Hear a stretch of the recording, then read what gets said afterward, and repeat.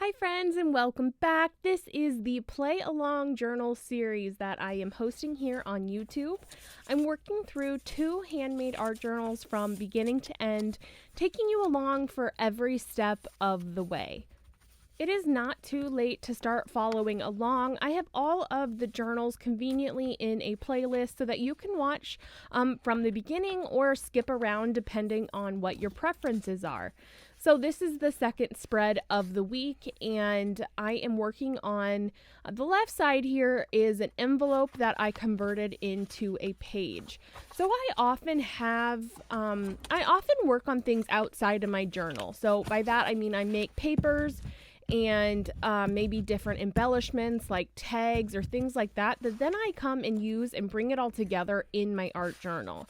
So sometimes with these really fun papers that I use, I want to use them in my journal, but I don't necessarily want to bind them in as part of the pages, if that makes sense.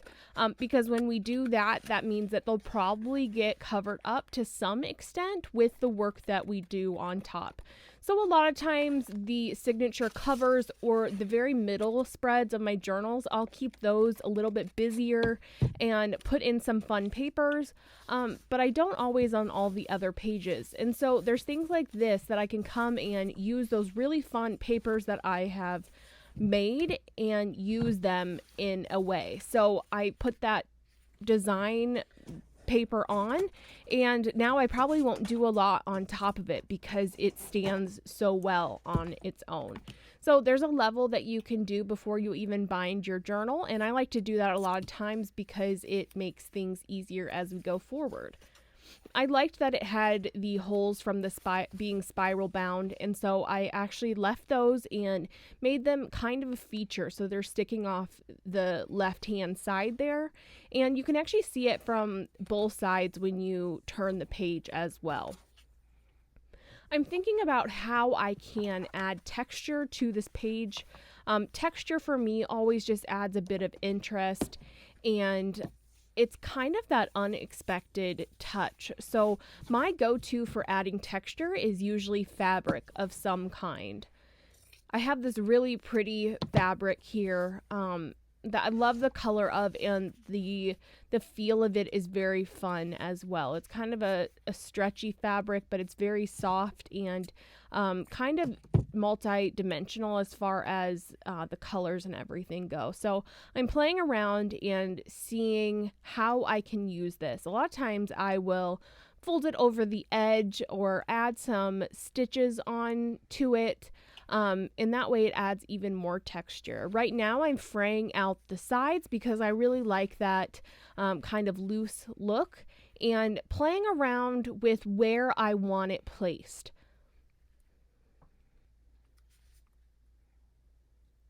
Sometimes I need to see it in a couple different spots before really deciding on where it will go. I'm thinking about adding another piece of fabric here just to add in even more dimension and to make that stand out on its own. There's a couple different ways that I could go about attaching this fabric to the page. I could use some staples. A lot of times I'll use hand stitching. This time I decided to bring it over to my sewing machine and do a couple messy lines back and forth. The washi tape that I put on in the beginning, I decided that it was not where I wanted it to be, and so I just peeled that up, and now I'm playing around if I want it somewhere else or if I'm going to just take it out entirely. I try to link all of the supplies that I use down in the description below. That way, if you're curious about anything, you can find out where I got it from. A lot of my stuff I've either found or is secondhand. This, for example, this piece is actually from a coffee cup sleeve, and I really like the texture of the corrugated cardboard, and so I saved it thinking that it would be fun for something. I want to make a little circle tag, and so I was trying to determine there if I could actually just punch out that cardboard on its own, but it was a bit too thick, and so I'm going to take a piece of paper and punch the size of circle that I want, and then I'll just trace that onto the cardboard.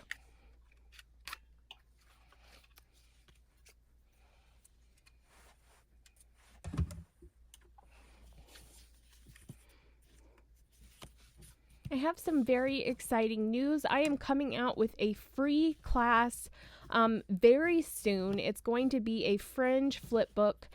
Make sure that you're on my email list to find out when that goes live. And I send out other freebies and tutorials and goodies as well. So that is a really great place to be if you're wanting to keep up with everything that is going on. I want to add a little bit of collage onto this circle tag that I'm making, and so I'm just bringing in a few different papers and seeing what's going to look good on here. Oftentimes you need to tear down your papers to size just so that you can visualize things a bit better. I think it's kind of difficult if they're all really large to visualize what they're going to look like small when they're torn up and collaged together.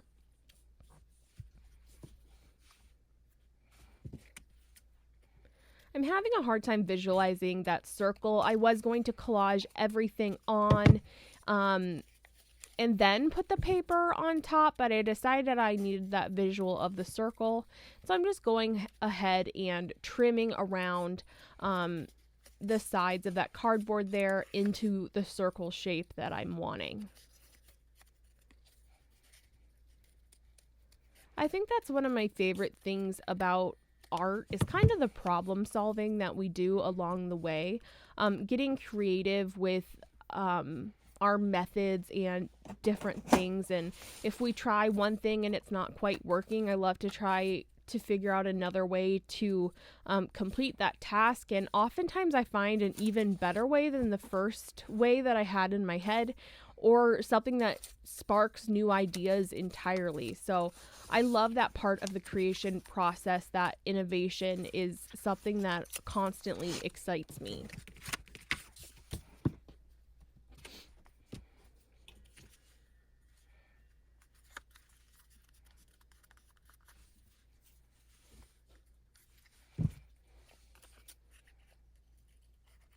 For me, collaging little bits and pieces always feels a bit like a jigsaw puzzle, and kind of just playing around and getting the pieces to fit. I think once we play around with different pieces, they all at some point just kind of fall into place if we keep moving things around and seeing where they can go.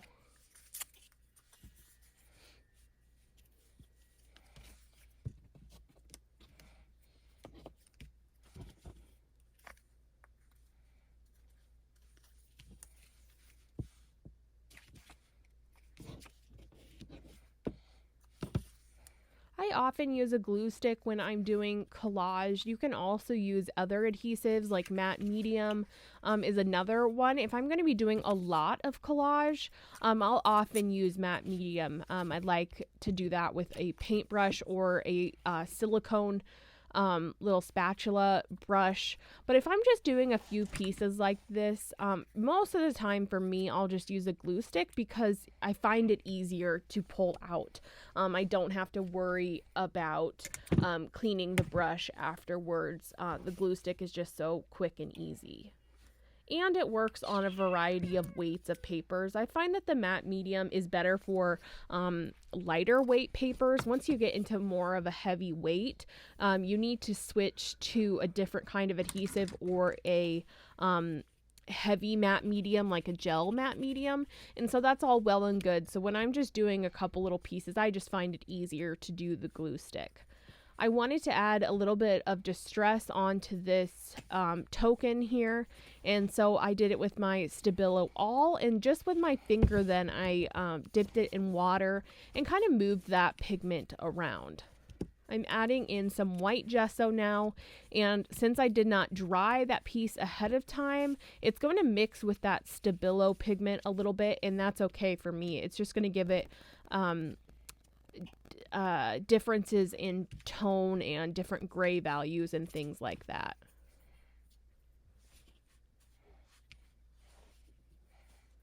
Trying to decide if I'm going to do anything to the back side of this. I love the texture as is. I think I'm just going to grunge it up a little bit, and so just with a little bit of paint on my finger, kind of rubbing it back and forth and seeing how that texture organically takes the paint. And so naturally it just wanted to take the paint on the raised bits on the back. I want to mimic the grunginess that was on the front. And so again, with my Stabilo All, I'm taking and just rubbing that pigment around. And now with a wet paintbrush, just moving it around. And the reason I didn't do it with my finger on the back side is just because of the divots in the cardboard. I kind of wanted to get it deeper ingrained into the cardboard there. I decided that it needed a little bit of stitching around the outside. This stitching will tie in with the stitching that I did with the fabric piece, and I just think it gives it a little bit more of a finished overall look.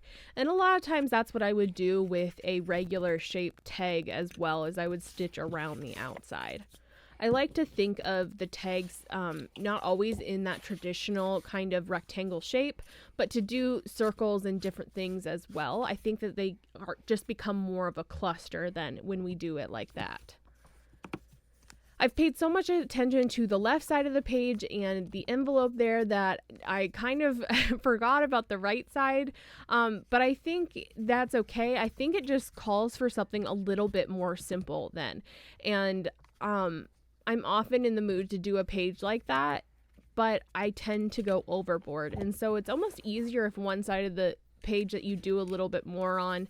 And now I think it's easier for me not to do so much on this right side because I've already done so much on the spread. I wanted to add just a little bit of that teal color back in on the right side. You can see it on the left side, and so just to give it some balance, I want to add that teal on the right side as well. And so with my Stabilo Woody, I just did a little bit of scribbling and then moved that pigment around with my water brush. I think that's a really fun way to add just a little bit of subtle color. I think there's several different things that you could do to make a focal point there on the right side. Since I want the emphasis to be on the left side with that paper, I really liked that paper that I used. I'm going to keep it more simple. I think you could add a quote or a drawing of some sort, but I'm just going to do these repetitive marks. And I could do that directly on the page. My page is not completely dry, so I would have wanted to make sure it was more dry if I was going to do marker right on top. And so to make sure it's a bold look, and I'm quite impatient, I'm just going to take some collage paper that I already made. I used a marker on deli paper, so it is transparent, and it almost looks like I did it right on the page now. And I'm just using some gesso on my finger to kind of blend out those edges, and so it looks like it is just part of the page. I really hope that you guys enjoyed this spread. I had a lot of fun making it. It felt really fun to make, and I hope that you will try to create a little circle tag of your own. I would love to see your artwork, so make sure to tag me on Instagram and use the hashtag BBHenryPlayAlong. Can't wait to see you next week. Have a good one.